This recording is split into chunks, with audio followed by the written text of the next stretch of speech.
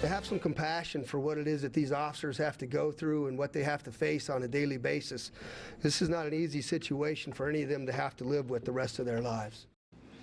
Good evening, everyone, and thank you for joining us tonight. It's being called a clear case of attempted suicide by cop. Over the weekend, Metro Police were forced to shoot a man who they say pointed a gun at officers outside a strip hotel.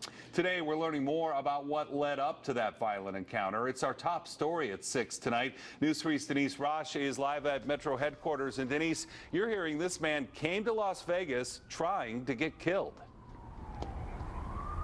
Yeah, Jim, and police know that because the man left behind notes detailing his plan to have an officer kill him. And while he was shot, he survived and now faces charges.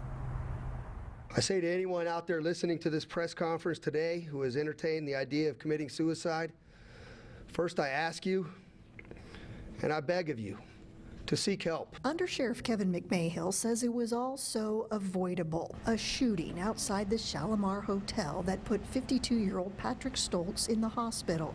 A Colorado man who McMahill says came to Las Vegas with the express purpose of being killed by police. I can tell you that no matter who the officer is, they have to carry a heavy burden with them forever. It started early Saturday morning. Stoltz, a registered guest at the hotel, told the manager that there had been a shooting and to call 911.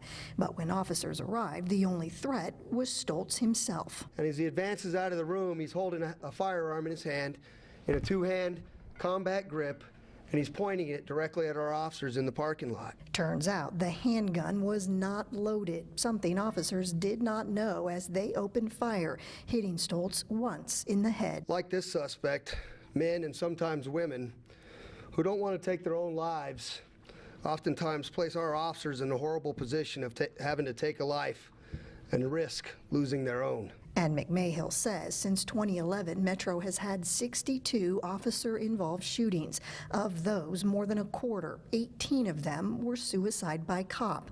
As for Stoltz, he's already been released from the hospital and booked into jail. He'll face charges of assault with a deadly weapon and resisting. And police say there is body cam video of this incident, but because Stoltz survived, it is now evidence to be used against him, so it will not be released yet. Reporting live, I'm Denise Roche for News 3. Jim and Jessica, let's go back to you in the studio.